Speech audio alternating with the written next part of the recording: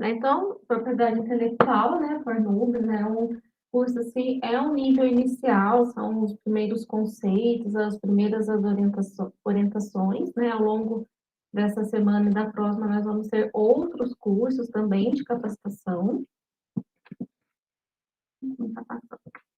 Passou, o que mais? Então, um pouquinho de conceito eu sei que é chato, mas preciso um pouco contextualizar, né, o que é a propriedade intelectual, como que ela surgiu, para que serve, né? Então, a primeira parte, né, a mais importante que vocês entendam, é que a propriedade intelectual, ela é uma área do direito. Então, ela é um ramo do direito. Então, ela tanto está prevista na Constituição o direito dos autores, né, por suas invenções, por suas pinturas, por sua música, né, quanto existem também várias leis específicas tratando sobre esse tema, né, cada invenção tem uma regra e uma lei específica. Então, é a área do direito que garante aos inventores, né, seja no domínio industrial, científico, literário, o direito de obter recompensa pela própria criação.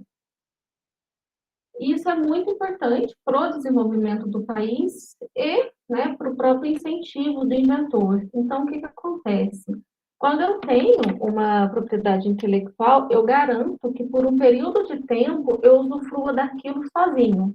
Então, se eu fiz uma invenção e eu gastei tempo, né, investi dinheiro, tem invenções que são extremamente caras, eu garanto que por um período de tempo, numa determinada região, eu posso usufruir sozinha. Então, eu não vou ter concorrente, então eu vou conseguir obter um retorno financeiro. Então, se torna lucrativo e vantajoso que eu invista grandes quantias para grandes tecnologias e grandes inovações, porque eu tenho a garantia, né, ou pelo menos pressupõe-se, né, que você vai ter a oportunidade de ter toda essa recuperação, tá? Então, isso é bom, né, tanto em níveis internacionais também, os países que possuem uma parte jurídica, né, de propriedade intelectual frágil, ela afasta, né, algumas empresas de fazer investimento, porque ninguém quer fazer um grande investimento e não conseguir recuperar, não conseguir usufruir, porque o país tem leis fracas quanto à propriedade intelectual.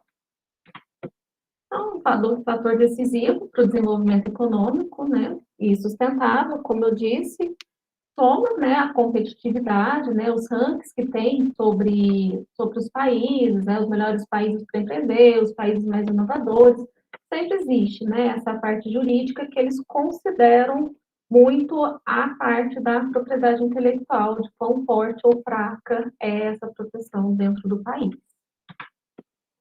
Tá? Aqui só para vocês verem um pouquinho do ciclo, tá? Esse ciclo é da propriedade intelectual, não é o da inovação, não sei se alguém viu da inovação, que é parecido, vai achar que, né? Esse é o de propriedade intelectual. Então, o criador, ele obtém reconhecimento, obviamente, retorno econômico, e ele inova, né? E a sociedade, ela ganha com a inovação, com a criatividade do inventor e com a geração de riqueza daquilo que foi inventado. Então, os primeiros casos, né, eu não vou citar tudo aqui, é só para dar uma contextualizada de como que surgiu até como que a gente está hoje, né?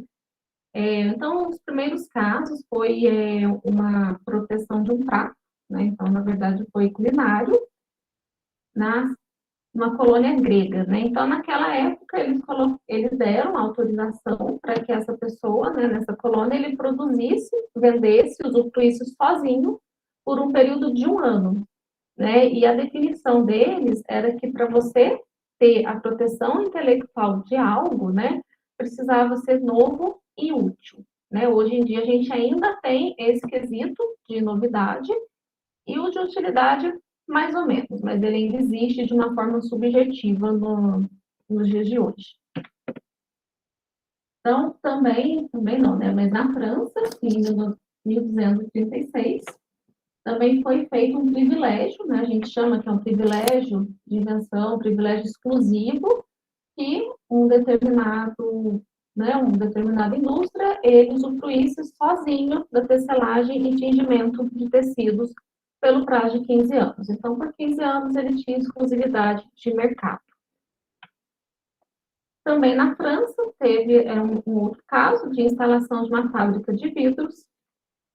E as regulamentações, eu não vou falar todas elas, não vai ficar algo de direito, né? Não se preocupem, né? Mas as regulamentações, a primeira, né? Na verdade, foi em Veneza, e nessa lei tinha alguns requisitos que ainda hoje eles são diretamente ou indiretamente aplicáveis, né? Então, para você ter uma propriedade intelectual, você precisa ter uma novidade, necessariamente, você precisa ter uma aplicação prática. Esse item hoje ele é um pouco subjetivo, mas ele está dentro do direito, né, da parte brasileira, para ter essa exclusividade de reprodução e comercialização por um tempo determinado, que é a regra de hoje. Né? A Inglaterra também instituiu o Estatuto do Monopólio, que era basicamente isso, né? Você autorizar o autor usufruir sozinho por um período de tempo. Os Estados Unidos também fez a lei americana, mas eu falei tudo isso para falar que o Brasil, ele até que ele foi avançado nesse quesito, né? Embora hoje a gente não seja destacado, né, por termos essa parte de propriedade intelectual muito à frente dos demais países ou muito destacado, mas o país foi o quarto país a, de fato, ter uma lei sobre patentes, né? Então, essa lei, ela foi em 1809, era um alvará, né? Então, esse alvará, você fornecia esse alvará por 14 anos, né? Então, aqui é o texto, né? Não vou ler. Vou ler só a outra partezinha, que é ao descobridor ou inventor de uma indústria útil à propriedade, o uso exclusivo da sua descoberta ou invenção. Então, basicamente, a pessoa se apresentava para a coroa, né? E eles avaliavam o invento dela. Dependendo da avaliação, a pessoa teria ou não a exclusividade por 14 anos. Então, o Brasil ele foi até bastante adiantado nessa época. E as dimensões da propriedade intelectual, tem mensagem que eu acho que foi. Ah, tá. Não é isso, eu sei que alguém tinha perguntado algo. As dimensões da propriedade intelectual, ela é temporal, escopo do direito, segurança jurídico e territorialidade. Temporal quer dizer que ela é por um período de tempo, né? Você até pode ter seu nome lá naquela invenção, naquele livro, naquela pintura, para sempre, né? Você vai ter ali seu reconhecimento. Mas a parte de comercialização, ela é por um período de tempo, né? Então, é por um período de tempo apenas que você usufrui. O escopo do direito quer dizer que você precisa pedir essa proteção e delimitar muito bem qual é a sua invenção.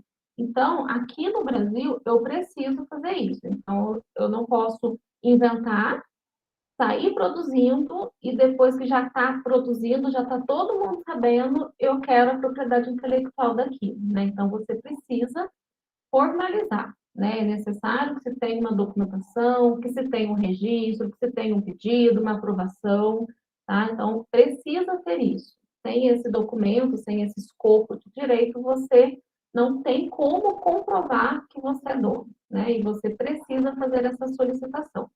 Tá? Eu estou falando isso porque em alguns países, quando se trata de direitos patrimoniais, direitos morais, né? Se você escreve um livro ou algo do gênero, você não precisa, né? Tá implícito, tá? Aqui no Brasil, não. Aqui no Brasil, precisa.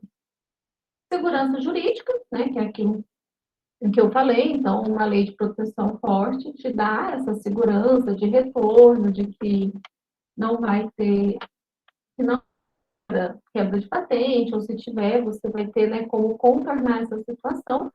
E a territorialidade. Essa territorialidade é porque a patente, ela é por território, tá? Então, assim, se eu quero usufruir da minha invenção em 2 países, eu vou ter que fazer o requerimento de invenção em 2 países, tá? Não existe patente internacional. Eu vou pedir proteção naquele país. Se eu quiser mais de um, eu vou pedir mais de um. Se eu quiser proteger em 30 países, eu vou ter que fazer um pedido em cada um desses 30 países. Para quem entrou depois, eu estava falando para eles que eu estou Eu estou vendo, tá? Vocês, estou com o chat, então se alguém tiver alguma dúvida, fica à vontade para interromper, para mandar no chat, levantar a mãozinha que eu estou vendo, tá? Então, a classificação da propriedade intelectual, ela é dividida, né, em três partes: direitos autorais e conexos, a propriedade intelectual e esses direitos sugêneros. A gente vai falar um pouquinho sobre cada um deles, mas o direito sugêneros, ele é mais novo, e ele é basicamente o que ele fala que ele é, né? Sem gênero, né? Então, algumas proteções, elas não estavam bem encaixadas, nem em direitos autorais e nem em propriedade industrial, então criou-se, né, essa nova categoria dos direitos sugêneros. Então, a propriedade intelectual, né, abrange direito de autor, conexos, programa de computador, daqui é muito importante, porque no Brasil não existe patente de software. Então, existe uma proteção de software que a gente vai falar sobre ela, mas ela está na lei de direitos autorais.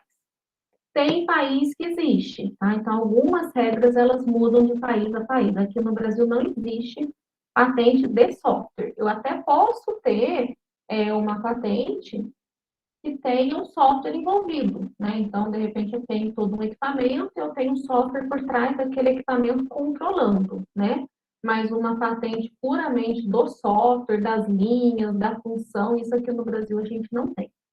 Então, a propriedade industrial, marca, patente, desenho industrial, indicação geográfica, segredo industrial e repressão, a concorrência desleal e a proteção sujeita. São as topografias, os cultivares e o conhecimento tradicional. Então, os direitos autorais são os direitos que todo criador de uma obra intelectual tem sobre a sua criação.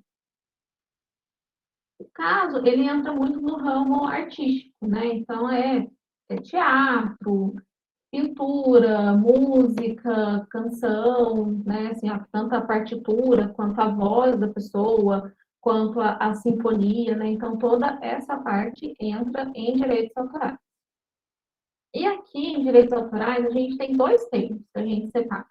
Eu tenho que separar os direitos morais dos direitos patrimoniais. Então, os direitos patrimoniais do autor, eles acabam, os direitos patrimoniais dos autores, eles acabam após 70 anos, de 1º de janeiro do ano do falecimento, ou seja, a família continua recebendo, obviamente, né? Então, o autor, ele faleceu hoje, né, suponhamos, então, a partir de 1º de janeiro de 2022, vai se contar 70 anos. E aí, acaba os direitos patrimoniais. E aí, a família deixa de receber, né, financeiramente, o retorno sobre a obra dele, né, que foi o que aconteceu uns 2, 3 anos atrás, quando choveu de 1000 coisas de sítio de Pica-Pau Amarelo, né, que foi justamente quando caiu os direitos patrimoniais, não precisava mais se pagar para usar. Mas os direitos morais, eles não prescrevem. Então, para sempre, aquele autor vai estar associado àquela obra. Então, é importante a gente separar isso. E os direitos autorais é a exceção, não sei se eu falei antes, acho que eu ia falar, que esse não possui territorialidade. É o único item da propriedade intelectual que não tem território, tá? Essa partezinha aí dos direitos autorais. Os direitos conexos, eles funcionam o seguinte: os direitos conexos, eles funcionam como releitura. Então, eu tenho uma música e tem um cantor X, e aí um outro cantor faz uma regravação daquela música. Então, eu tenho o direito do autor, do cantor principal, e eu tenho o direito associado a ele daquele cantor que modificou a música, que mudou o ritmo, ou que fez alguma adaptação. Então, ele é conexo, né? Depende de uma outra obra, mas ele fez uma alteração e tem também a sua parte. O registro de computador, ele é válido por 50 anos a partir da sua criação. A proteção também não é territorial, mas lembrando que a proteção do Brasil era diferente dos outros países, então isso também não quer dizer assim. Ela é internacional, mas não é, porque vários países não protegem da mesma forma. e ela tem abrangência de 175 países, né? Os programas de computador, eles entendem que a proteção é como se fosse linhas de poesia. Então, a mesma lei que protege a poesia é a lei que protege o programa de computador. Então, se eu desenvolvo hoje um programa de computador com uma função X, amanhã alguém desenvolve um outro programa com essa mesma função. E não tem problema, tá? Não foi essa a proteção que foi feita. Então, o programa de computador, ele tem essa proteção no Brasil. Para que seja feita a proteção, a gente solicita, né, os dados que se pede. É um resumo hash, né? Então, na verdade, a pessoa pega todo o código-fonte, gera um resumo, o campo de aplicação, então a gente vai falar onde aquele programa é aplicado, para solicitar o registro de software, tá? É o registro de software que se solicita para programa de computador. Então, eu vou falar se aquele programa é educacional, é administrativo, que é, né? Qual o campo de aplicação, o tipo do programa, ele é o quê? Ele é um sistema operacional, ele é um banco de dados, ele, o que é, né, esse programa? E uma declaração de veracidade, né, que ela é gerada automaticamente, que é o autor, né, direitos autorais. Então, programa de computador tem autor. Que é o autor falando que foi ele mesmo que desenvolveu, que ele não pegou aquilo de ninguém, né, declarando que aquilo, né, é verdadeiro. O que tem um pouco, né, sobre os tipos de proteção, né, o software livre, que é aquele que você pode, né, modificar, redistribuir, o proprietário, que você até pode utilizar, né, através de uma licença, mas você não pode modificar ou distribuir. Os outros são os programas partilhados, né, que eles até não podem ser modificados, né, e o último são os programas que você pode usar, partilhar e pagar uma licença, né? Esse último, acho que o exemplo clássico é aquele de zip, que é o WinRAR. Acho que ninguém nunca comprou aquela licença, mas ele funciona dessa forma, né? Você pode usar e se você quiser mais funcionalidades, você paga um pouco a mais e obtém a licença completa. Onde proteger, né? Tudo isso que eu falei. Então, vai depender do que é a proteção, né? Então, assim, se eu for proteger uma música, é na escola de música. Se eu for proteger um teatro, um filme, é na Ancine. Se eu for proteger uma arquitetura, porque projetos arquitetônicos também são protegidos por direitos autorais, eu vou no Conselho de Arquitetura, né? Então, em cada local se protege uma coisa, né? Aqui a Biblioteca Nacional se protege também em letra de música e a escola de música protege mais partitura, né? Tem umas diferencinhas. E o INPI, que eu não sei se vocês conhecem, é o que a gente tem mais contato dentro da universidade, é uma autarquia, né? Instituto Nacional de Propriedade Industrial. Nele a gente protege os programas de computador. Então, toda a parte de software é através do INPI.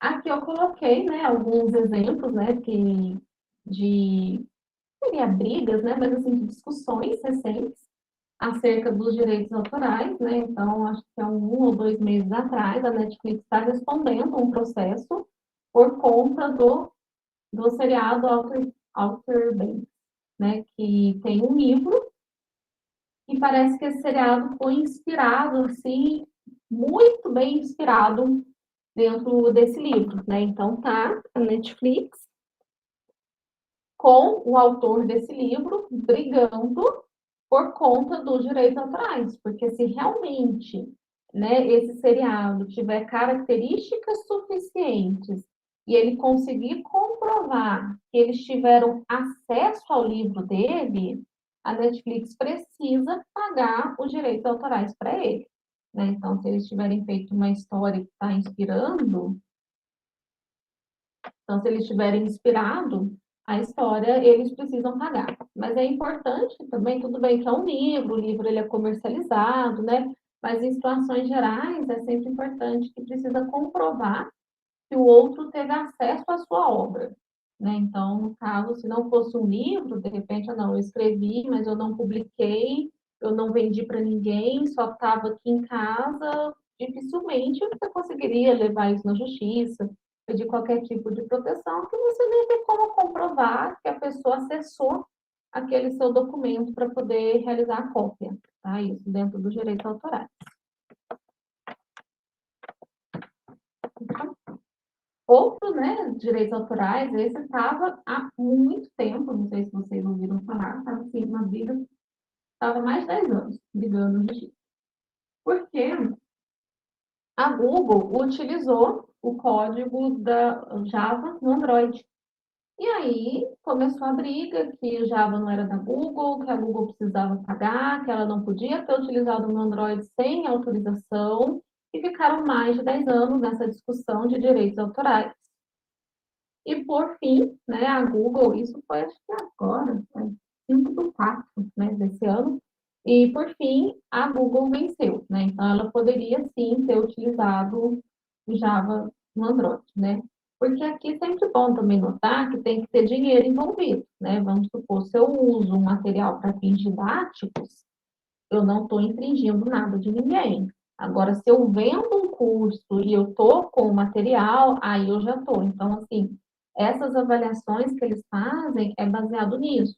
Você está tendo algum retorno financeiro utilizando os direitos autorais daquela pessoa? Então, você só cita aquela pessoa e tudo bem. Agora, né, utilizando para alguma outra coisa, precisa ter a parte financeira, né? Essa daqui é justamente isso que eu falei, né? A Dua Lipa, ela é processada por publicar uma foto dela mesma, né? Então, ela estava no aeroporto, esperando um voo que atrasou, um fotógrafo tirou uma foto dela, colocou no jornal, e ela pegou essa foto dela e colocou no Instagram. E ela foi processada, porque a foto não era dela, a foto era do fotógrafo, né? E ela foi processada justamente por conta disso, porque o Instagram dela é comercial. É um Instagram que tem muitas pessoas, muitos seguidores, que ela ganha através daquilo. Então, por esse motivo, o fotógrafo falou que não, que era sim comercial, que estava usando, que era propriedade dele. Sim, a imagem é dela, né? Mas ela tirou, né? Ela teve que tirar a imagem, ela está brigando na justiça para usar a imagem que é dela. Mas ela estava num lugar público. Ela estava num lugar público e ela é uma figura pública, né? Então, por ela ser, né, uma artista famosa e estar no aeroporto, né? Então, a foto é como se fosse uma foto artística, né? Ela tá lá, mas podia ser qualquer outra pessoa. E como o Instagram dela é comercial, de repente, se fosse o Instagram de alguém que não é comercial, não teria tanto problema, né? Mas no caso, sim, é uma situação meio ridícula, eu sei, por isso que eu trouxe, né? Mas então eles estão vendo o que vai decidir, né? Se o fotógrafo está certo, se não está, mas tiraram, né? Ela teve que tirar enquanto corre na justiça para ver quem é o dono da foto. Se é ela, que está na foto, que é a pessoa da foto, ou se é o fotógrafo, que é o artista que tirou a foto, que publicou e tudo mais. Tem também uma discussão, que até eu não coloquei aqui, mas é a respeito do beatmakers, né? Que são aquelas pessoas que ficam fazendo a batida, né? No final das músicas. Eu até não trouxe porque não tem um fechamento, né? Mas, assim, está tendo uma discussão e uma polêmica se eles são considerados coautores ou não. Então, vários cantores estão tendo problema porque eles estão comprando, né, esse som, essa melodia, essa batida, e eles estão vindo como coautores. E aí eles, como coautores, e não como um compositor que vendeu a música, né, que vendeu o som, eles, como coautores, eles podem impedir a música de circular, eles têm que ganhar parte toda vez que a música é tocada em algum lugar, eles têm que ganhar uma parte. Então, tem uma discussão, teve várias músicas que saíram do Spotify por conta disso, né? Que a cantora comprou e está em discussão porque eles querem um valor e a empresária, né, o empresário não quer dar aquele valor, porque acha que ele não é coautor, e aí começa toda, né, uma outra discussão. Então, assim, as discussões em aberto, assim, são muitos casos específicos, né. Então, da parte da propriedade industrial, são direitos concedidos com o objetivo de promover a criatividade pela proteção e aplicação industrial de seus resultados. Então, dentro da propriedade industrial, nós temos as patentes, modelo de utilidade, os desenhos industriais, as marcas, indicação geográfica e a repressão à concorrência desleal. Então, a patente é aquilo que eu estou falando desde o começo, né? É um documento, né? Um documento legal que você pede, espera e é ou não é deferido, e é um documento que protege a sua invenção por um tempo determinado. Então, por aquele tempo, naquele país, você usa ela sozinha. Ao titular da patente, todo mundo pensa assim, eu tenho uma patente, então quer dizer que eu posso... É o conceito geral, né? A gente fala, você tem uma patente, você pode comercializar livremente. Mas, na verdade, não. Na verdade, você tem o direito de impedir que outros comercializem sem sua autorização. E tem diferença nisso, tá? Então, por exemplo, eu coloquei uma cadeira, uma invenção muito nova, tá? Ninguém conhece, que é para exemplo.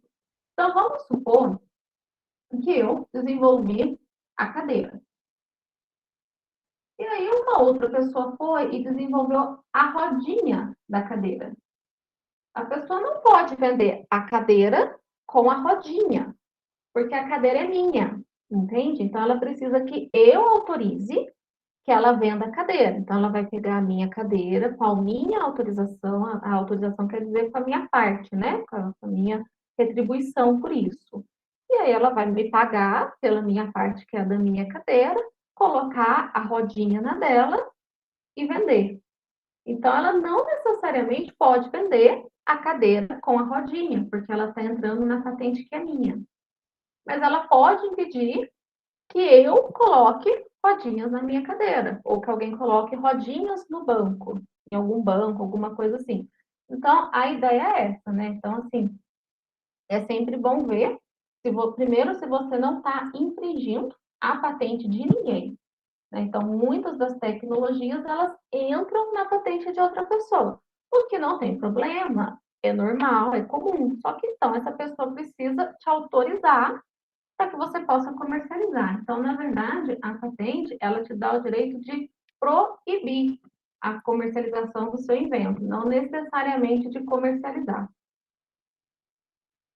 Então, o desenho da cadeira, até amanhã, a gente vai ter um curso de redação de patentes que a gente vai entrar nesse mérito quanto ao desenho da cadeira, tá?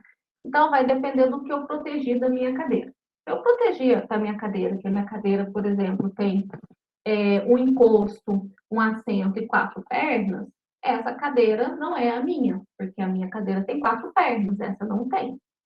Mas se eu coloco, por exemplo, que a minha cadeira tem um assento, um encosto e pelo menos uma perna, essa cadeira é a minha. Então, assim, aí amanhã a gente vai entrar um pouquinho mais nesse mérito, que é aquilo que eu falei, do escopo de direito, né? Vai depender do que a pessoa escreveu, o que ela pediu a proteção.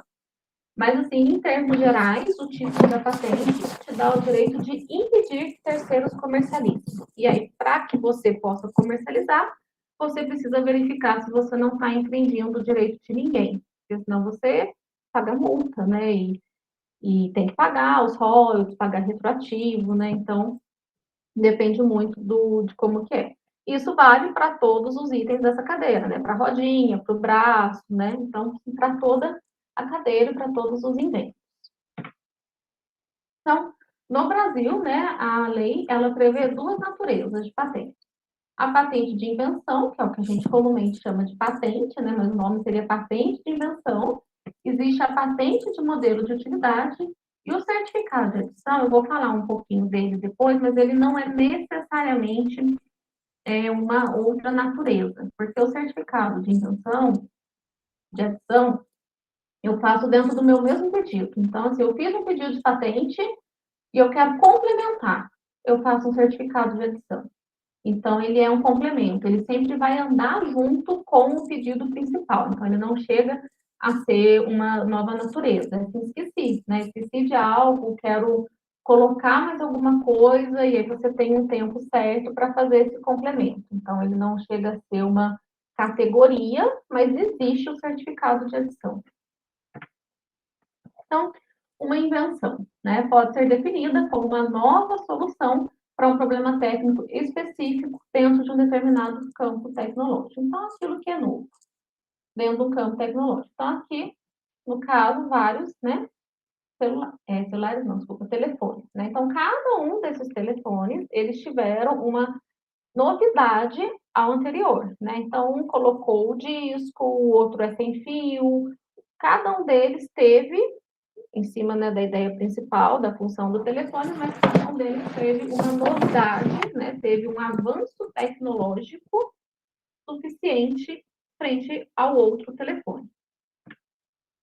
Então, aqui se faz o comparativo, né? Já o modelo de utilidade, ele tem menos invenção, digamos, né? Então, enquanto um eu tenho uma invenção, o outro tem um ato de invenção. Então, o modelo de utilidade, ele é uma nova forma ou disposição em um objeto de uso prático, né? Então, ele traz melhorias funcionais. Ele não traz novidades. Não sei se ficou claro isso. Então, vamos supor, deixa eu ver o mouse.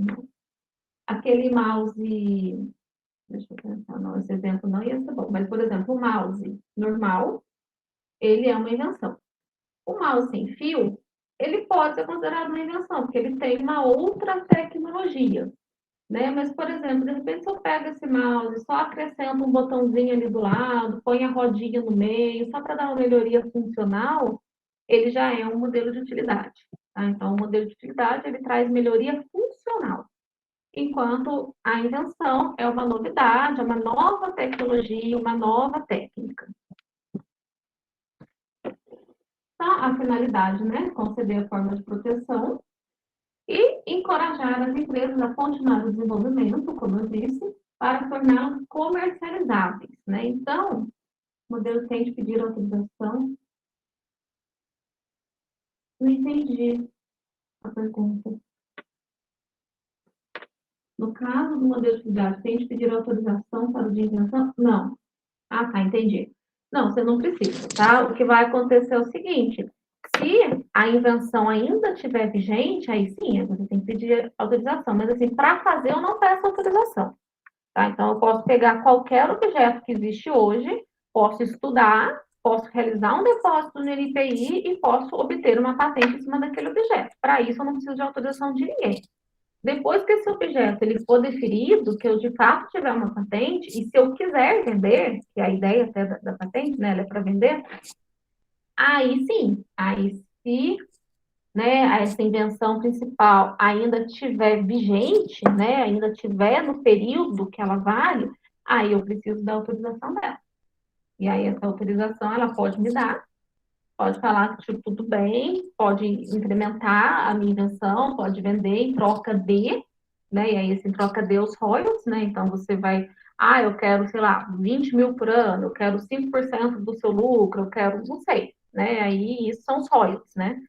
Ou ela pode falar que não quero, você vai ser meu concorrente e não te deixo, né? Então, no caso, se estiver vigente, você precisa sim de autorização naquele país, né? Porque ela é por país. Então, de repente, você tem um produto, eu pego um produto, sei lá, daqui do Brasil e vou vender no Canadá.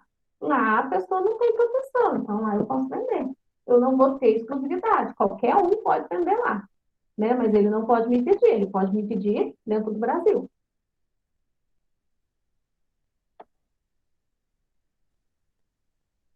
Questão mudando a tecnologia. Não, nesse caso não. Nesse caso não, porque ele mudou a tecnologia, né? Então ele é uma invenção. No caso, ele vai ser uma patente de invenção, então ele não vai precisar pedir a autorização, porque ele mudou a tecnologia. Mas nem toda tecnologia é assim tão simples. Assim, tem tecnologia que entra, porque assim, dentro de um mesmo produto, eu tenho diversas, né? Então, se eu tenho um celular, eu tenho muitas e muitas patentes ali. Então, às vezes eu faço uma invenção, mas eu faço uma invenção dentro de uma outra invenção que eu preciso de autorização. Então, assim, é muito caso a caso. Mas no exemplo que eu dei do Malta, você mudou a tecnologia, né? Então, não. Então, não precisa, é outra tecnologia, por isso que é uma invenção, né? Então, não precisaria no meu exemplo, tá? Mas isso não vale para todos os exemplos. Tem exemplos que são mais complexos, né? Tem mais partes. Então, algumas coisas, elas não são patenteáveis em lugar nenhum, tá? Então, assim, elas não são objeto de proteção em nenhum país. Então, no caso, né, o que for contrário à moral, os bons costumes, segurança, a ordem, é subjetivo? É subjetivo, gente, mas é como está na lei. Moral e os bons costumes. Segurança, a ordem e a saúde pública. Substâncias, né, de núcleo atômico e toda ou parte de seres vivos, né, exceto os transgênicos. Então, esses itens, eles não são protegidos em nenhum lugar do mundo, em nenhuma espécie. Tá? Então, assim, não é que eu não tenho uma patente, eu não tenho uma proteção. Já esses outros itens, eles variam de país a país, e eu posso ter algum outro tipo de proteção, só não tenho uma patente. Né? Então, por exemplo, aqui no Brasil, a gente não protege métodos matemáticos. Tem país que protege. Ah, eu quero um método matemático meu. Você pode, como uma alternativa, fazer um direito autoral. Não é o ideal, a gente não tem uma proteção para modelo de negócios, métodos matemáticos, mas você vai pelo menos garantir ali o seu nome, né? Então, toda vez que alguém usar o método, foi você que desenvolveu. Mas não é um instrumento ideal, a gente não tem um instrumento ideal aqui, né? As obras literárias, arquitetônicas, artísticas de gente viva são protegidas pelos direitos autorais. Programas de computador também, regras de jogo também não temos uma proteção específica, você pode fazer, como eu disse, um direito autoral, só para registrar, ter seu nome, né, que foi você que criou, e toda a parte de seres vivos e materiais biológicos encontrados na natureza. Os requisitos de patentabilidade. Né? Então, como que eu vou saber se aquilo que eu estou pensando em inventar, ou aquilo que eu de fato inventei, eu posso patentear? Eu posso ter a proteção em cima daquele item. Então, primeiro, ele tem que ser novidade. Novidade quer dizer que ele não deve ser conhecido em seu estado da técnica ou estado da arte. O que é isso? Ele não pode ter sido divulgado em hipótese nenhuma, em país nenhum. Então, embora a patente ela seja por território, a novidade é mundial. Então, se eu quero proteger uma patente aqui no Brasil, eu tenho que verificar que ela não existe, essa tecnologia que eu inventei não existe em lugar nenhum no mundo, né? E não existe sobre nenhuma forma, né? Então, não necessariamente ter uma patente, mas às vezes eu tenho uma tese, às vezes eu tenho um artigo, uma reportagem, às vezes eu já tenho esse produto sendo vendido, então ela não pode ser conhecida. Pode falar sobre isso. Surgiu uma dúvida, estou falando aqui porque eu estou no celular, então não dá para digitar. Eu ouvi uma vez que tem uma história seguinte: se a gente publica um artigo, pelo menos no INPI, né, vamos dizer assim, tem um tempo de carência. Por exemplo, em até 2 anos, a partir da data que o artigo foi publicado, eu ainda consigo patentear aquele conhecimento. Procede ou não? De fato, a recomendação melhor é patentear e depois publicar o artigo. A recomendação é realizar o pedido de patente e depois publicar o artigo, porque senão o seu artigo ele entra na novidade. Então você vai atrapalhar a sua novidade. Mas existe sim o que a gente chama de período de graça, que ele muda de país a país. No Brasil são 12 meses, então é um ano. 12 meses? Ah, ok. É um ano. Então, assim, eu publiquei hoje, eu tenho até um ano para realizar o depósito no NPI sem que seja anterioridade. E o NPI não está nem aí se o produto é seu. Entendeu? Ah, é o mesmo nome, mesmos inventores, não tem importância, né? Quebra o estado da técnica, né? Mas o recomendado, por questões de segurança, garantia, né?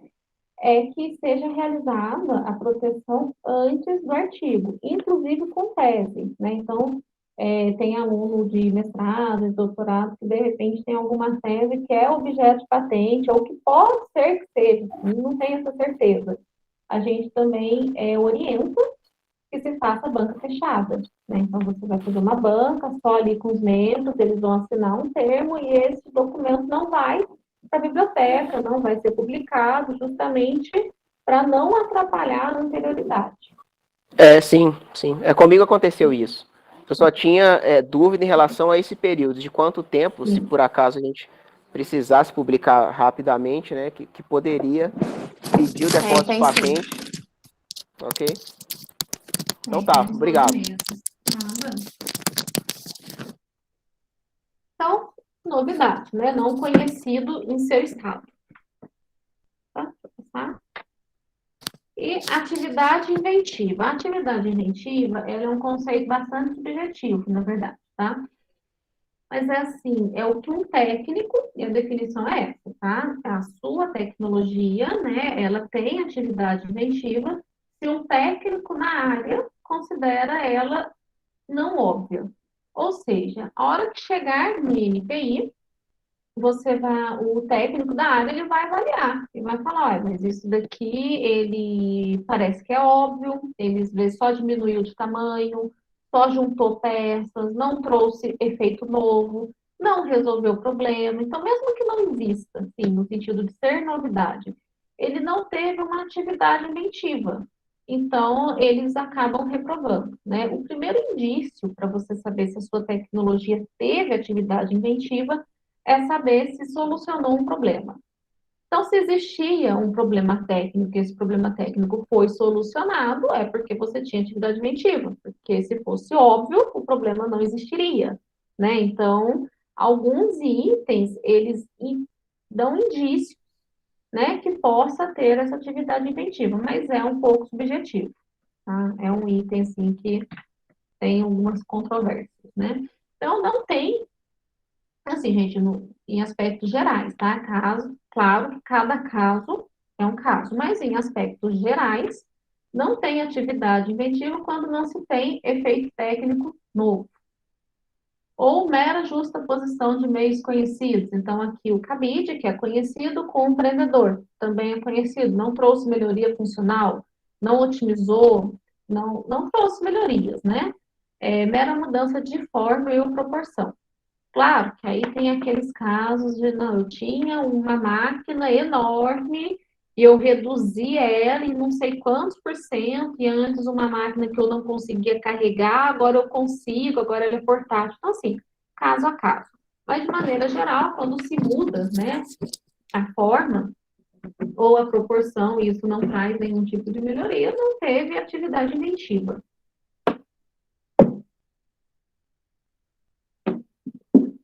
Também, mera escolha, mera troca de material, né?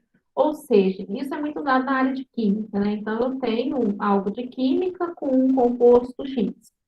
E aí eu troco para o composto Y, mas os dois, eles têm as mesmas características. Então, era meio óbvio que se eu trocasse por qualquer item, né, com mesmas características, ele iria funcionar. Isso também vale muito para a área de materiais, né? Então, você tem ali alguns materiais que possuem algumas características que são parecidas. Então, obviamente, se você trocar um material com a mesma característica por outro, a tendência é que funcione. Então, a princípio, não tem atividade inventiva. Deve ser suscetível de algum modo de aplicação na indústria, né?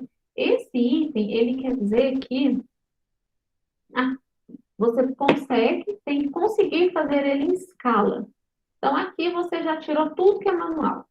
Então, assim, todas as atividades manuais, as obras de artes, né? Aqui elas já saíram, porque você não faz elas em escala, né? E até tem uma regra que o seu produto, né? Ele tem que ser, né? Replicado ao menos uma vez por uma pessoa, né? Ou seja, ele quer pegar tanto itens de pequena escala quanto itens de grande escala. Ah, eu vou fazer um foguete, eu vou fazer um navio, você não vai fazer 50 no mês, né? Mas você tem que ter essa capacidade de reprodução, né? Então, você precisa entrar na indústria. Algumas pessoas colocam nessa aplicação industrial o entendimento de que tem que ser útil, né? Que tem que ser.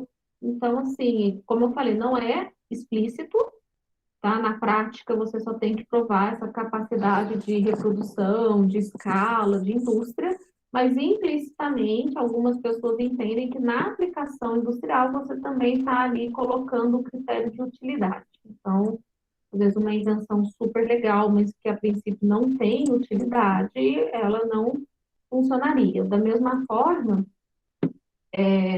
quando você faz uma invenção, você quer fazer um pedido de invenção de algo que ainda não tem tecnologia suficiente para isso. Também entende que por conta da aplicação industrial, não, não tem como, né? Então, assim, eu acho que eu não coloquei nesse curso, mas no curso de amanhã eu coloquei que tem um pedido de patente dos Estados Unidos de uma máquina do tempo, né? Então, assim, nós ainda não temos, né, tecnologia suficiente para isso. Então, por quesitos de aplicação industrial, foi negado, né? Então, dentro desse quesito, tem alguns itens subentendidos.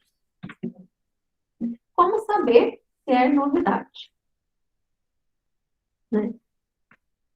Então, para saber se é novidade, é realizado a busca de anterioridade. Semana que vem vai ter uma formação sobre isso. É basicamente procura, né? Então, são técnicas, né? Técnicas, mecanismos de buscar a sua invenção nos meios, né? Então, você pode buscar no Google Patents, não sei se vocês sabem que existe, é super prático. No próprio INPI, mas no INPI só tem Brasil, né? E outras bases de dados, né? Então, assim, você procura tanto em patentes quanto em artigos e em outras coisas. Então, essa busca da anterioridade é uma busca realizada para ver tudo aquilo que tem de parecido com o seu, de próximo ou mesmo de igual. O recomendado, embora isso não seja muito usual, mas assim, principalmente para os alunos de mestrado e doutorado, o recomendado é que antes de iniciar sua pesquisa, principalmente com uma pesquisa prática, uma pesquisa aplicada, uma pesquisa com alto potencial de geração, que se faça a busca de anterioridade antes de começar a pesquisa. Porque você já direciona, né? Às vezes a pessoa fica lá 2, 3 anos trabalhando num mestrado, fazendo algo super legal, a hora que ela finaliza, vai fazer a busca de anterioridade, descobre que aquilo já existe há 4 anos, né? Então, assim, ela poderia ter otimizado os esforços dali para frente, né? Não, eu queria vir até aqui já existe, então eu vou até ali. Então, o ideal é que essa busca de anterioridade ela seja realizada pelo menos 2 vezes, né? Antes do início da pesquisa, para você evitar retrabalho, e ao término, né? Para ver se realmente ainda é novidade, porque sempre que eu realizo um depósito de uma patente no INPI, ele fica em sigilo por 18 meses. Então, se eu realizar uma busca hoje, pode ser que hoje, essa semana, mês passado, alguém vá depositar uma tecnologia igual e eu não vou ver, porque fica 18 meses fechado. Depois desses 18 meses, em compensação, ele fica aberto, não aberto no sentido de qualquer um pode usar, tá? Mas ele fica aberto no sentido de qualquer um pode consultar. Então, as patentes, elas são, nesse sentido de consulta, elas são públicas, né? Qualquer um pode consultar qualquer patente. Posso reproduzir qualquer patente para fins didáticos, mas obviamente não posso comercializar, fazer produção em escala, nem nada disso. Outras informações, né? Então, como eu já disse, é para o país, a proteção de invenção é 20 anos, a contar da data de depósito, e o modelo de utilidade 15 anos. No Brasil, tem uma regra extra que é o seguinte: o INPI ele é um pouco lento para fazer a concessão de patentes. Então, no INPI, você tem 20 anos ou 10 anos após a concessão. Então, se a sua patente tem que durar 20 anos desde a data de depósito, tá? Ela é retroativa.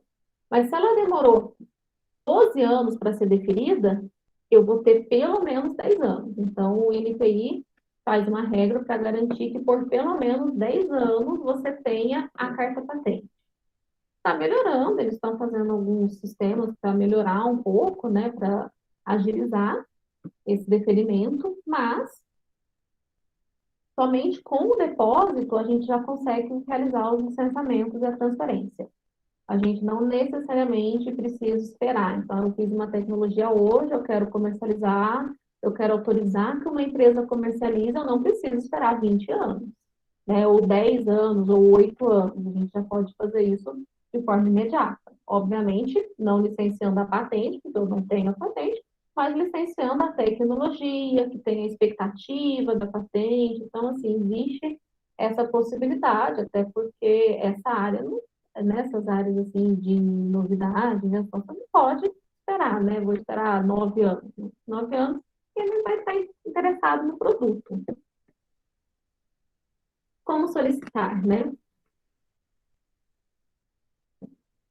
Então, a patente, ela tem 4 documentos, que é o relatório descritivo, o resumo, as reivindicações e o desenho se aplicável, tá?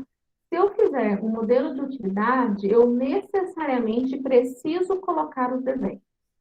Se eu fizer uma patente, eu só coloco se for aplicável. Geralmente é, mas não é um item obrigatório quando eu vou fazer uma patente de invenção. Aí é a propaganda de amanhã, né? Porque amanhã a gente vai falar certinho sobre o passo a passo da redação de patente, dando algumas dicas. E aqui mais um exemplo, né, recente de quebra de patente. Então, a Apple, na verdade, eles têm muita coisa de quebra de patente. Perde disputa de patente e é condenada a pagar indenização, né? Então, na verdade, eles foram condenados por várias patentes, principalmente a do tipo 4G. E eles se recusaram a pagar, então entrou na justiça. Então, eles usaram a tecnologia, foi identificado, né? A empresa identificou que era dela, foi atrás, pediu para eles fazerem um pagamento, eles se recusaram e entrou na justiça.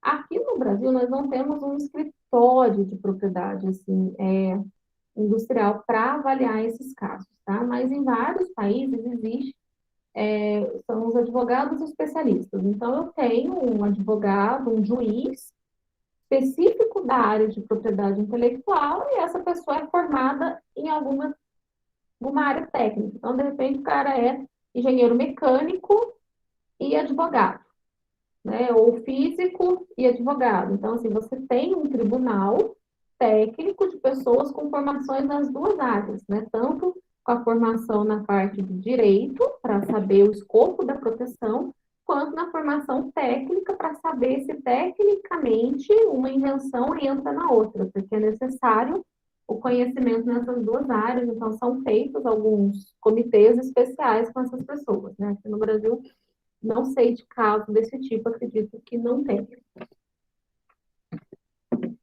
Esse daqui, não sei se vocês ouviram falar na quebra de patente das vacinas. A quebra de patente, que o povo fala no jornal, na verdade, é um licenciamento compulsório. O que é isso?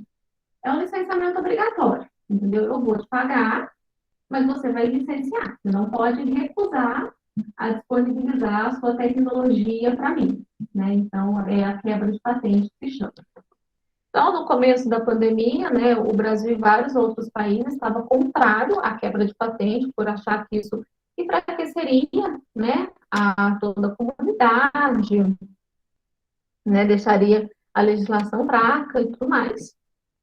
E, por fim, né, agora há pouco tempo, o Brasil passou, junto com outros países que também eram contrários, passou a apoiar essa quebra de patente de vacina. Na prática, o que isso quer dizer? A lei brasileira, ela já permitia o licenciamento compulsório. Então, ela já autorizava que, em casos de interesse nacional, né, o Brasil ele poderia licenciar por um período de tempo, quer dizer, ele vai poder usar a sua patente por um período de tempo, não para sempre, por um período de tempo, é, por meio de um pagamento. Só que ele não especificava, as regras não eram muito específicas quanto o pagamento. Né? Tá bom, você vai usar minha tecnologia, não posso falar não, porque é compulsório, estou sendo obrigada a te deixar usar a tecnologia, né? Abrir a tecnologia para você ver como que funciona, mas não tinha processo, não tinha assim, como que se dá essa autorização, quem que permite, para onde que vai, quanto que paga. Então, assim, existia na lei, mas não estava muito bem definido de como que isso se daria quando realmente acontecesse, né? Então, agora, no dia 3 desse mês, eles sancionaram uma lei que alterou essa lei de patente e deixou um pouco mais claro sobre os caminhos para se fazer essa quebra de patente, né? Então, no caso, acho que eu coloquei aqui, a remuneração do titular, né? É um e-mail sobre o preço líquido de venda até o valor estabelecido. Então, caso o Brasil queira, né, agora ele tem todo um procedimento para obrigar todas as empresas de vacina que estão atuando aqui dentro do Brasil a autorizarem, e na prática quer dizer o seguinte, quer dizer que outros laboratórios de farmácia aqui do Brasil, eles vão poder produzir e vender a vacina. Então, você vai, na prática, conseguir atender um público maior.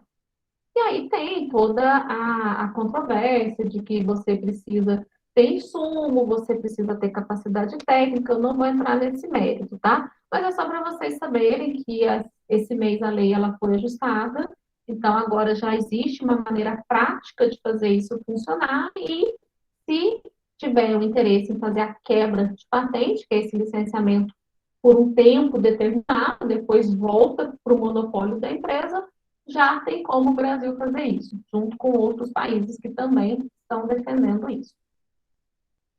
Então, a parte agora do desenho industrial. O desenho industrial, ele é uma proteção, mas ele não protege novas funcionalidades, tá? O desenho industrial, ele protege a aparência. Bom, se tiver uma nova funcionalidade, é uma patente. Eu posso ter uma patente em um desenho industrial na mesma tecnologia. Então, eu posso ter feito uma tecnologia num formato novo, ou num formato bonito, né? Não precisa. E, né, eu fiz um padrão de desenho, alguma coisa assim bonita, e essa minha tecnologia também tem uma melhoria funcional. Então, você pode ter um modelo de utilidade ou uma invenção e um desenho industrial na mesma tecnologia, não tem problema nenhum. Então, ele pega apenas o aspecto ornamental. Então, garrafa, né, essas embalagens, capacete, mochila, moto, carro, padrão, não sei se eu pus, padrões de ornamentais, né? Então, tudo isso é desenho industrial, também é pedido a proteção no INPI. A vigência é de 10 anos, contado do depósito, e pode ser prorrogado até chegar a 25 anos. Como pedir a proteção? Novidade, né? Então, assim, eu não vou pegar um padrão. É que a novidade aqui não é a novidade técnica, né? Então, se eu vou fazer a proteção de um padrão geométrico ou algo assim, obviamente tem que ser um padrão que não exista, né? Eu não posso querer proteger um desenho industrial que não é meu ou que já existe há muito tempo. Originalidade e servir de fabricação industrial. Aqui ele tem um processo um pouco mais simples, tá? Dependendo do tipo de proteção que você vai fazer, você manda apenas os desenhos. Você não precisa fazer todo um relatório, um resumo, uma reivindicação. Dependendo do que você for proteger, você precisa sim mandar relatório descritivo e reivindicação. Mas os desenhos mais simples, você manda apenas os desenhos para solicitar essa proteção para o NPI, e ela é mais rápida, ela costuma sair bem mais rápido, né? Enquanto uma patente de invenção demora aí uns 8, 7 anos, modelo de utilidade uns 5, isso daí sai no mesmo ano, né? Então, não é tão rápido, mas comparado com 8 anos, né? Em alguns meses é bastante rápido. As marcas. A marca é um sinal que individualiza os produtos ou serviços, né? E distingue dos seus concorrentes. Então, nós temos as marcas nominativas, que são apenas os nomes, as figurativas.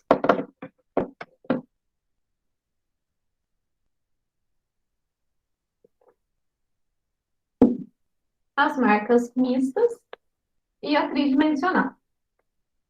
A tridimensional, se vocês notarem, ela parece um desenho industrial. Vocês viram que no desenho industrial eu pus garrafinha da Coca-Cola, né? Que poderia estar aqui também. E aqui na tridimensional eu pus garrafinha de Yakult, né? Então, o que vai diferenciar essa análise é a marca. Então, se a embalagem do produto ele for um fator que faz a marca ser reconhecida, eu tenho uma marca tridimensional e não um desenho industrial. A vantagem disso é que a marca dura mais tempo. Então, se você tem uma empresa e é melhor para você, você consegue ter essa proteção por um período maior se for tridimensional, se for uma marca tridimensional ao invés de um desenho industrial. Então, os requisitos de veracidade, né? Eu sei que tem que ser arrumado. Veracidade você não pode fazer marca para trabalhar com coisas ilícitas, né? Um pouco óbvio, é bom falar. Ela tem que ser distintiva, então assim, eu não posso pegar partes de outras marcas, eu não posso também pegar, às vezes, uma marca que eu vi na internet, ou pegar um banco de imagens que está gratuito na internet, tentar proteger no meu nome. Então, assim, você precisa ter feito essa marca, ou ter pago alguém para ter feito essa marca para você. Né? E a disponibilidade. Obviamente, você não pode usar a marca que seja de outra pessoa. Mas nas marcas tem um fator que é o seguinte, as marcas elas são separadas por categorias. Então, eu posso ter marcas iguais de categorias diferentes, desde que não sejam marcas de alto renome. Então, por exemplo, eu posso ter uma loja de sapato e uma padaria e uma oficina mecânica com o mesmo nome, porque são ramos diferentes. Então, não tem nenhum problema que eu tenha isso. Então, eu posso ter um restaurante e uma lavanderia com o mesmo nome, registrado. E elas estão certas, né? A imagem não, mas o nome sim. O que eu não posso é, por exemplo, pegar marca de alto renome. Então, tem algumas marcas, tipo Nike, Coca-Cola, McDonald's, Apple, tem uma lista que essas marcas, por serem de alto renome, conhecidas internacionalmente, você não pode utilizar elas em nenhum ramo, nem que seja um ramo distinto das que elas trabalham. Então, aqui no Brasil, não permite, tá? Marca olfativa, gustativa ou sonora. Também aqui, embora eles falam que não permite porque não é visualmente perceptível, né, e é verdade, não permite também cor. Então, você também não consegue registrar cor, tipo rosa Barbie, né, que em alguns lugares é registrado, marca rosa Barbie, né. Aqui também não existe esse tipo de proteção. Então, a vigência é de 10 anos, renovável por períodos idênticos. Por isso que eu falei que ele vale mais que o desenho industrial, se você tem uma embalagem que demonstra a sua marca, porque por períodos idênticos até quanto você quiser. Então, se você quiser ter uma marca de 20 anos, você vai ter. Se você quiser ter de 200, você vai ter. A cada 10 anos, você vai renovando à medida que for necessário. Aqui eu coloquei, né, que é o índice notório da origem do produto. Né? Então, registro de marca, na percepção do público, o aspecto tem se tornado índice notório. Então, o Toblerone também, todo mundo sabe, aquela caixinha em triângulo é o chocolate. Então, já é notório, faz parte do conjunto da marca deles. E agora, né, esse ano acabou também uma briga que ficou mais de 10 anos, né, que foi a do João Andante com o Johnny Walker, né? O João Andante é mineiro, e eles estavam, obviamente, infringindo, na visão do Johnny Walker, eles estavam infringindo e fazendo o consumidor confundir a marca deles. Né? Então, começou a disputa em 2014 e agora, esse ano, o João Andante perdeu, né, e foi condenado a pagar 200 mil para Johnny Walker, além de, obviamente, parar de utilizar a marca. Não sei se alguém conhece essa marca, mas ela era bem, bem famosa. Tinha um parzinho, era o João Andante e tinha a Maria Andante também. Depois eles começaram a usar só o Andante, para tentar fugir da marca, mas ainda assim não funcionou. Então agora não sei o que eles vão fazer, mas eles vão ter que parar de usar essa marca. Então, a indicação geográfica, né, são indicações a indicação geográfica, ela protege o local, né? Então, eu protejo um produto ou um processo daquela região. Então, você delimita a região e você dá o selo daquela região. Por exemplo, o vinho do Porto é de uma região. champanhe é de outra região. Então, são várias marcas, não chega a ser marca, né? Mas é como se fosse, que elas são protegidas pelo espaço, né? Então, pelo local de produção. A proteção às indicações geográficas pode estar relacionada a produtos industriais e agrícolas, né? Então, eu tanto posso ter, por exemplo, vamos supor, pé de moleque, não é uma indicação geográfica, tá? Mas, de repente, não, pode ser. Queijo canastra, verdade, o queijo canastra é. E aí a gente pode ter também o local de cultivo. Então, às vezes, eu tenho uma fazenda, e essa fazenda pode ter ali uva, e aí todas as fábricas, né, todos os locais que eles encaminham essa uva vai ganhar o selo de indicação geográfica, mesmo que não seja lá. Então, eu tenho essa diferença. Eu tenho a indicação geográfica do produto, então, a minha uva teve origem naquela fazenda, e não importa na onde eu estou trabalhando, mas foi daquela fazenda que eu peguei, né, de procedência, origem, ou de não, eu estou dentro destas cidades produzindo tal produto, né? Então, também vale dessas duas formas.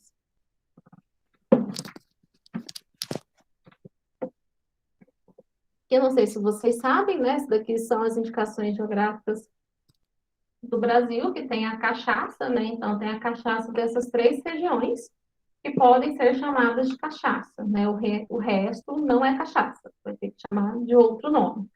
Então, existe, e aí existe o selinho, né? Então, se você vai comprar, você vai enxergar o selinho, vai saber que você está comprando um produto original daquela região, certificado, tudo certinho. Ele é muito associado à marca. E a repressão à concorrência desleal, né? Que visa a proteção dos concorrentes, dos consumidores, no interesse do público em geral. Então, a repressão à concorrência desleal é uma série de regras, né? Na verdade, são quantas regras? 14, né, regras de atividades que são tidas como concorrência desleal. Isso para os 192 países da Convenção de Paris. Então, por exemplo, eu não posso fazer a concorrência que chama parasitária, né? Que é o quê? Você pega uma embalagem, faz muito parecida com uma outra embalagem para o consumidor confundir e pegar o produto errado. Então, às vezes você está com pressa, você vai na farmácia, vai no supermercado, vai em algum lugar, está na mesma embalagem, muito parecido, sim, muito, muito parecido. E aí você pega errado, né? Isso é a concorrência parasitária, né? Você quer ganhar os consumidores que o outro tem por causa do renome da marca dele, né? Então, isso aconteceu com a Bepantol, não a Bepantol, tá? A Bepantol ganhou, né? Com a Neopantol, até o nome é parecido, né? Então, era a Neopantol e a Bepantol, né? As duas com a mesma função, com a embalagem muito parecida, né? O mesmo aconteceu com o Epocler e o Benecler. E o Engove contra o pós-drink, né? Então, todos eles entraram na justiça com base na concorrência desleal. Aqui também, né, alguns exemplos dessa concorrência parasitária, né, nitidamente é para confundir o consumidor, são produtos com embalagens muito próximas, né, Negresco, Escureto, Negrito, tinha mais um monte, gente, umas 15 dessas bolachas, assim, todas iguais, todas iguais. Se você tiver com pressa, confunde. Induzir ao erro, né? Então, o Carrefour, ele foi acusado novamente, né? Porque o que que ele coloca? Ele põe o preço unitário grande, né? Então, colocou ali, sabonete Dove, 6 unidades, né? E aí, ele coloca, cada unidade sai por R$ 1,50, desse tamanhão, mas o preço de R$ 8,99 está lá pequenininho, né? Então, ele está induzindo o consumidor a errar, né? A confundir o preço, né? Isso acontece muito, né? Quando você põe não, não só nesse caso, né? Mas quando você põe o preço grande, embaixo põe vezes 6, vezes 8, né? Então, você está induzindo o consumidor ao erro. Desacreditar os concorrentes também é prática, né, da concorrência desleal, né? Então, no caso, um exemplo, né, do que seria isso, né, espalhar boato, tudo mais. Então, Rússia e China semeiam boatos sobre as vacinas, né? Então, eles estão aí fazendo uma concorrência desleal, eles estão, né, espalhando boatos para desacreditar os concorrentes. Aqui também é um exemplo de parasitário, né? Então, na verdade, mesmo que ele esteja falando bem, né? Nota que aí ele não está falando mal da filha, né? Ele está falando, a filha deles dura tanto quanto a nossa, né? Então, eles estão equiparando as duas filhas, mas é porque uma já é conhecida por ser boa, então ele, não, a nossa é tão boa quanto a deles, né? Mesmo não fazendo um ataque, né? A marca deles, eles estão aí na concorrência desleal. Né? E aí tem, né? Ficar atacando, né? Fazendo propaganda para provocar. E o McDonald's com o Burger King, eles vivem fazendo isso. Mas eu acho que é marketing. Eles fazem para chamar atenção, porque toda vez que um faz uma campanha de publicidade atacando o outro, passa um tempinho, o outro responde, aí um tempinho, o outro responde, aí dá um marketing assim para os dois. Mas também é concorrência desleal. E o direitos sugêritos, né? Que é uma categoria que é o intermediário, né? Aquilo que fica na proteção híbrida entre os dois itens. Então, tem a topografia de circuitos integrados, que são chips, né? Então, eles valem por 10 anos a partir da data de depósito, ou da primeira exploração, o que vier primeiro. O cultivar, que corresponde à variedade, né? É mais voltado. O cultivar é no mapa, tá? Que protege. Cultivar corresponde à variedade de qualquer gênero ou espécie vegetal, superior, que seja claramente, e aquilo no cultivar é interessante que, obviamente, não pode ser acidente, né? Então, você tem que conseguir reproduzir e fazer isso através de várias gerações. Então, nossa, acidentalmente eu fiz. Não entra, foi um acidente. Se você conseguir reproduzir esse seu acidente aí por várias vezes, descobrir o que aconteceu, aí você pode pedir a proteção, né? Então, você tem as videiras, 18 anos, e as demais espécies valem por 15 anos de proteção. E o conhecimento tradicional, ele é o mais novo, né? Ele visa proteger o conhecimento de um grupo, né? Então, vamos supor que eu fui em um determinado local e eu descobri que eles utilizam uma planta ou algo do gênero para tratar a queimadura.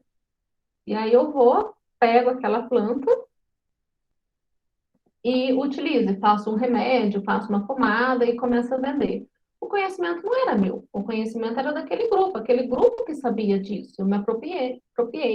Então, existe o conhecimento tradicional, que é essa proteção. Eu posso fazer isso, mas eles vão ter que ser remunerados, então você vai ter que devolver para eles, porque o conhecimento era deles, né? Isso foi feito porque era muito comum, principalmente por causa da Amazônia e tudo mais, que viessem, né, pegassem produtos do Brasil, técnicas do Brasil, saíssem para fora, vendessem e não tinha nenhuma proteção, e as comunidades que passavam esse conhecimento acabavam não tendo nenhum tipo de retorno, né? Então, esse conhecimento tradicional foi pensando nisso.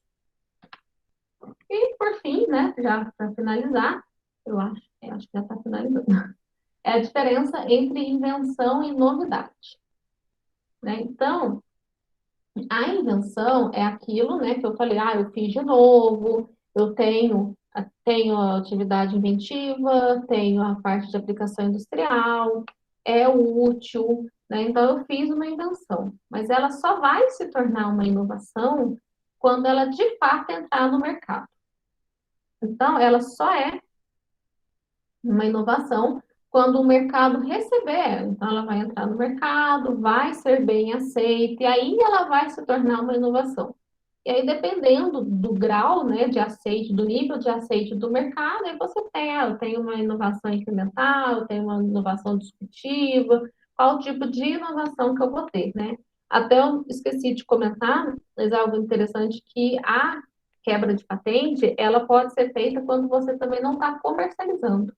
Então, se eu tenho uma patente e eu não estou comercializando, qualquer um pode pedir a quebra de patente. E aí eu vou ter que falar por que que eu não estou comercializando, né? Não estou comercializando porque eu não quero, aí eu vou ter que né, fazer o licenciamento compulsório, né, para aquela empresa. Não estou comercializando porque eu vi que não é economicamente viável, então é por isso que eu não estou comercializando, né?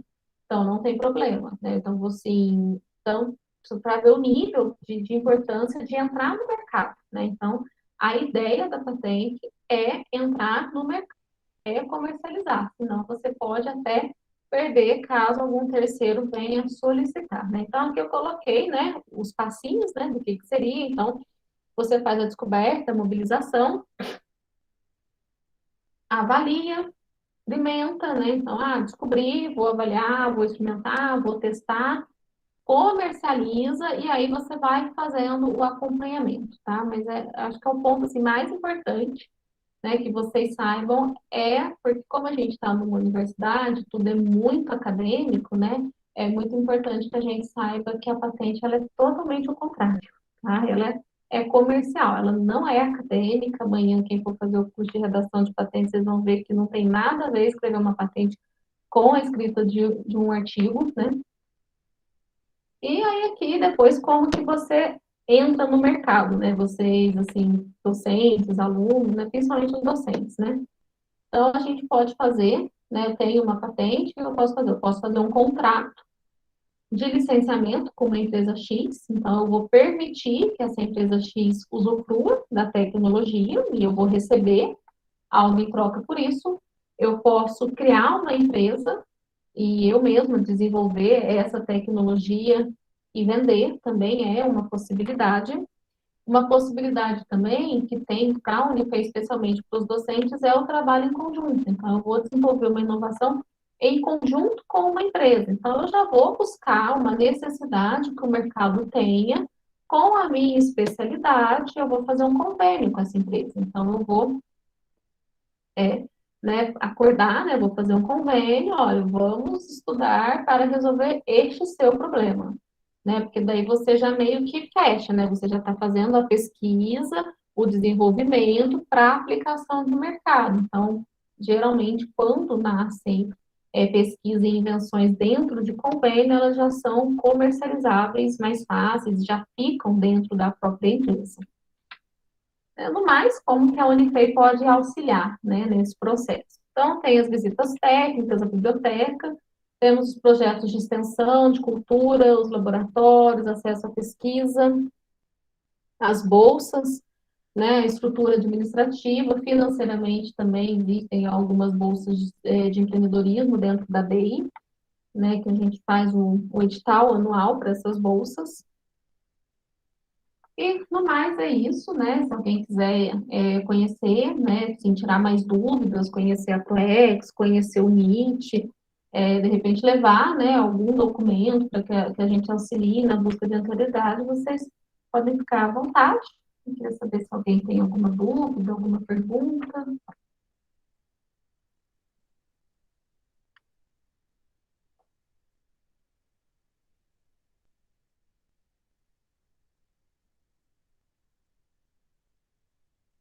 Peraí.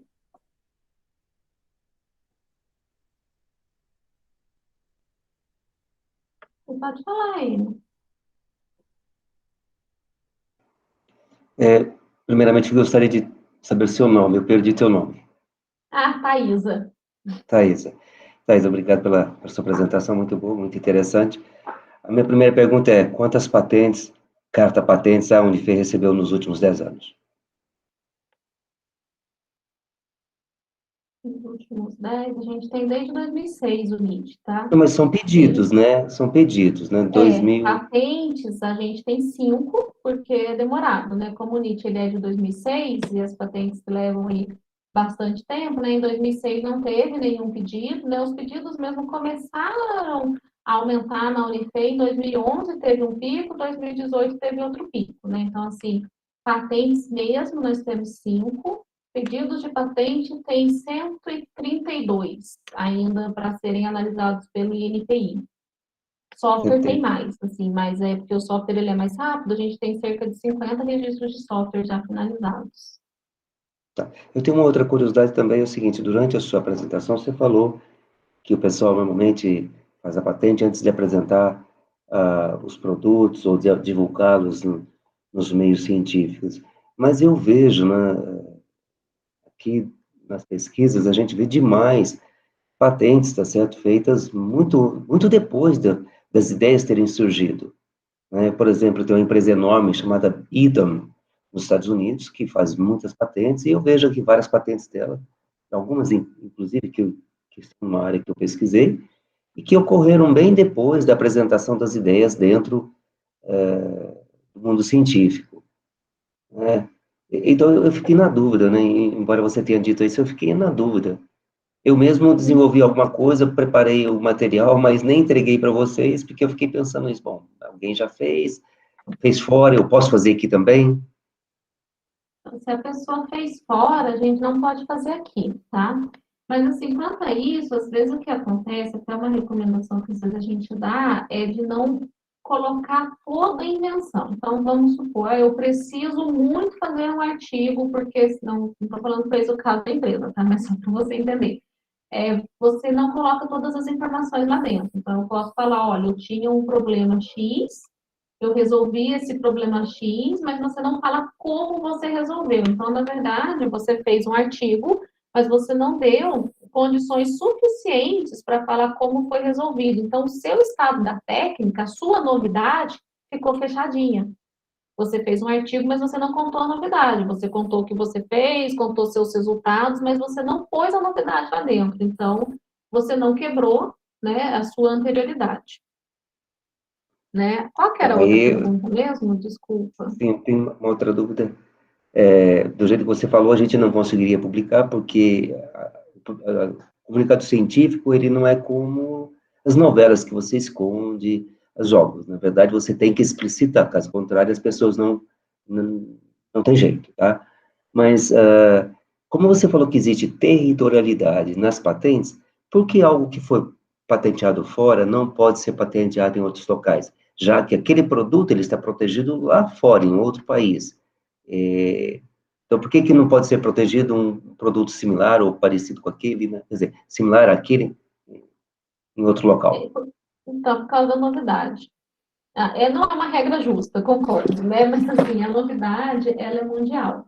Então, eu posso usar aqui, né? Então, eu tenho um produto e, assim, sempre que eu deposito um produto, eu tenho um prazo de 1 ano para falar se eu vou ficar só naquele país ou não. Então, vamos supor que eu vi um produto muito legal de outro país já faz 2 anos. Então, não vai sair daquele país, porque já saiu 2 anos, eles não saíram daquele país, não pode mais. Então, eu posso trazer para cá. Eu só não posso ter exclusividade, mas eu posso usar. Eu quero fazer uma fábrica desse produto aqui no Brasil. Eu posso fazer, mas pode abrir mais 15 fábricas e eu não vou conseguir impedir. Né? Mas a novidade, como eu falei, ela é por se tratar especificamente de estado da técnica, né, de nível de conhecimento público e de abertura desse conhecimento, ela pega no mundo todo, mesmo sendo por território. Ok, muito obrigado. Não, Muito bem explicado. não é uma regra muito, muito boa, né? Porque você vai proteger só num país, né? Mas infelizmente tem que ser novidade. Ok, obrigado. Por nada. Alguém tem mais alguma dúvida?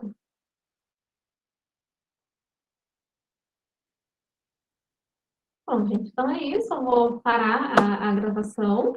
E aí, amanhã. Pode falar, Matheus. Opa. Boa noite e antes de mais nada, muito obrigado pela aula, mas eu tenho uma dúvida que é justamente, eu sou do campus de Itabira, e aí eu fico na dúvida de como pode se abrir um NIT em Itabira, até mesmo para facilitar a questão por causa da localidade do campus, e como acessar o NIT de Itajubá também. Tá. O NIT de Itabira, a gente não vai abrir um NIT, né? Mas a gente vai. Tem uma servidora, né? Que ela está indo para a Coex aí em Itabira, ela vai vir aqui para Itajubá, a gente vai treinar ela com as partes mais básicas, né? Assim, com os atendimentos principais, né? E depois um pouco mais aprofundados, obviamente, mas a princípio com o campus de Itabira, né? E vocês podem falar com a gente, né? Através do e-mail, nit@unifei.edu.br ou através do telefone. A gente faz muito meet com a turma de Itabira. Agora a gente está fazendo com todo mundo, né, por causa da pandemia.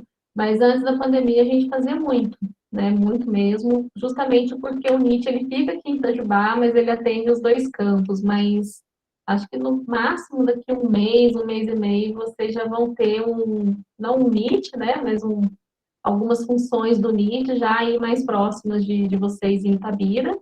E a gente também fica à disposição, você pode mandar e-mail, né, para mim, é Thaisa, né, da Ila, tá aqui também, ou NIT, NT. Daí a gente responde, eu quero uma dúvida, a gente pode marcar um meet, pode responder e-mail, não tem problema não. Porque a Obrigado, distância às Thaís. vezes dificulta, né? Eu tenho só uma sugestão. Eu não sei como é que vocês vão fazer a questão da presença, mas talvez todo mundo, enquanto você está gravando, poderia colocar presente aqui, vai ficar fácil para vocês contabilizarem e É possivelmente verdade, emitir certificados. Não sei, o é que que você acha? verdade. Foi uma ótima ideia, eu não tinha pensado em como eu ia fazer a presença. Eu vou, eu vou parar de gravar, tá? E esperar um pouquinho para colocar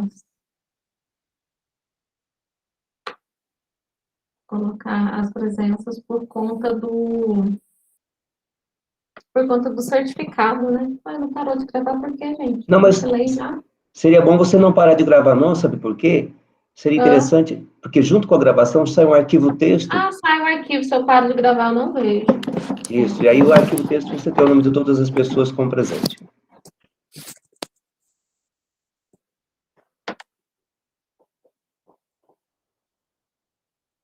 A Daíla não fez aparecer, a Daíla colocou o e-mail do Meet. Quantas pessoas vão terminando aqui de colocar o presente? Alguém tem mais alguma dúvida? Quem não se inscreveu ainda, teve algumas pessoas que eu mandei o link separado, porque elas não conseguiram se inscrever. O módulo de extensão do CIGA, ele é diferente do módulo de extensão de aluno ou de professor. Então, se vocês entrarem com a senha que vocês entram, assim, entrar com CPF, senha, né, de docente ou de discente, vocês não vão conseguir entrar. É preciso fazer um novo cadastro através do e-mail. E aí, depois também, uma vez que esse cadastro está feito, ele vale para todos os outros cursos, né, tanto da diretoria de empreendedorismo quanto dos outros. Eu acho que todo mundo já colocou o presente. Eu vou parar, então, de gravar. E daí, amanhã eu mando o link, tá? Novamente, aí quem quiser participar do de redação de patente.